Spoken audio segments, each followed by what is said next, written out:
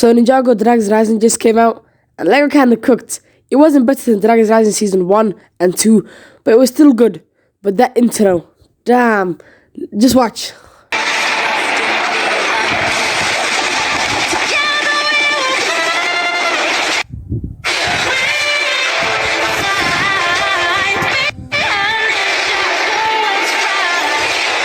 It sounds good, it looks good, everything about it is just amazing. I didn't think Lego was going to go all out in the intro, but I guess they did. But out of all the episodes, the worst episode has to be episode 2, The Ultimate Object of Admiration. Bro, that Cyclops guy, he was so boring. Bro should change his name from The Ultimate Object of Admiration to The Ultimate Object of Boring. And that doesn't even make sense, just like him. But one of the best episodes in this season has to be episode 6, Fallen Wishes. It was nice to see Arikor again. Maybe if Narikor was like this, season 6 would have been good. But Rox in this episode, she was just messing around.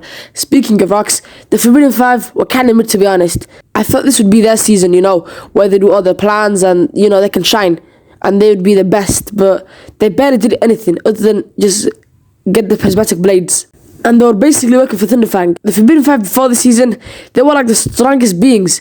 But now they're just kind of weak. All they do is obey Thunderfang. And I'm pretty sure one of them lost a fight to the ninja. Like, how does this happen? And Nacht, this guy has to be the coolest guy in Dragons Rising Season 2. But now, he barely even spoke. Rox was doing everything. He was just living under Rox's shadow. The Forbidden Five, more like the Forbidden Rox, she basically did everything. She told them what to do. Like, one of them failed to do a test and she told him the Forbidden Five will become the Forbidden Four.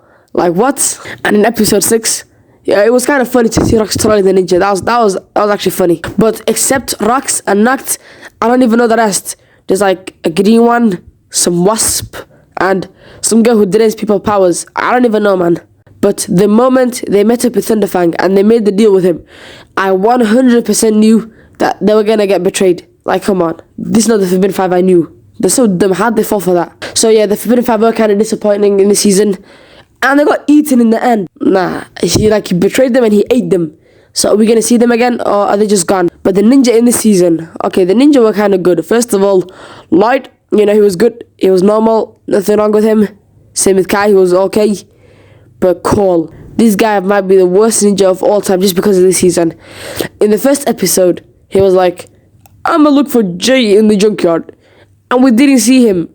And then, in the battle in the end, he was like, guys, let's get ready. We're gonna help the ninja.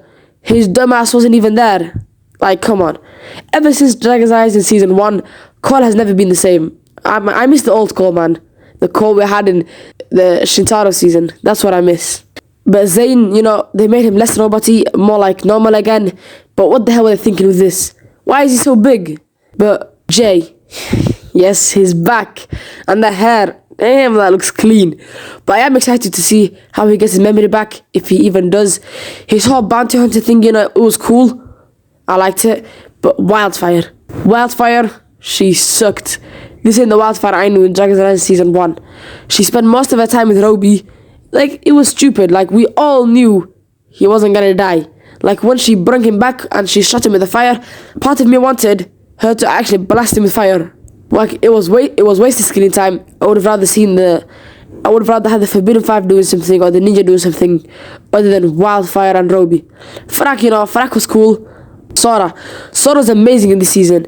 But when she left the ninja for Raz and Aaron, does she even know what they're trying to do? Like, does she know they're trying to reverse the marriage? But Aaron was good. I liked how, Raz is telling him to be evil, take everything, never be weak. But then he was having dinner with that family, that was nice. But I wish there was more lessons with Raz teaching Aaron. I don't think there's enough of those. Raz on the other hand, this guy, ever since he first came in Dragon's Rising Season 1, he was one of my favorite characters. I don't know why they replaced him with the Forbidden Five. There's a reason why Dragon's Rising Season 2 was better.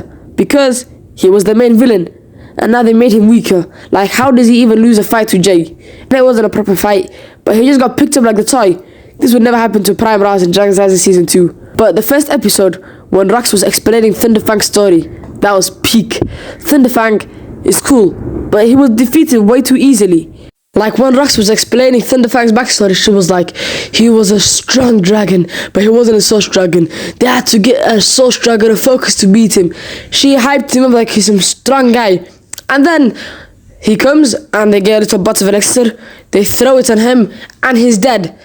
Come on, that was underwhelming. They hyped him up way too much just to only kill him way too easily. What would have been better if they couldn't beat him, and then he ate Lloyd, and then they had to find a way to bring Lloyd back and defeat Thunderfang. But I think Lego needs to do more fight scenes, like a 3-minute fight scene. I'm not talking like someone punches, he kicks, spinjitzu, that's nothing. I want an actual proper long fight scene. I think Lego has to do more of those. And I feel like they should use spinjitzu more. They barely use spinjitzu these days. And I think more the ninjas should learn Dragon Rising technique and they should use it. But Lego, they have to stop these fake deaths. So we see Aaron, we see the grave, his parents are dead. It wasn't even that sad. But still, in the end of the season, Jay is like, no, trust me, they're not dead. Then what's the point of doing the fake death? They gotta chill out with these fake deaths. They've done it way too much. It's useless now. It does nothing for the plot. We all know they're not dead. Like, when I was watching it, my sister, she was like, yep, 100% he's not dead. And guess what? They weren't dead. But Pixel was also back. And they just found her in a train, I guess. But it doesn't matter. And Morrow was kind of cool, but he didn't look good, man. I don't know what they were thinking with this design. He looked weird. But the only problem with the season was there was too many things going on at once. And I also believe that Part 2 got leaked, like half of it got leaked. I don't know how. Last season, Part 2 got leaked by Peacock, and now Part 2 got leaked again by Roku TV. But out of all the ninja, I guess my favourite one would have to be Kai and Nia, and out of the Forbidden 5, Rox, the only option. And you know, Raz was carrying the season as well. Yeah, but that's it. So if I had to like rank this season on a tier list, I'd probably say A tier. But you know, Part 2 didn't come out, so it could probably make it an S tier. Yeah, but I got nothing else to say other than to subscribe, because if you watch this far, then that means, you know, you enjoyed the video, so you might as well subscribe.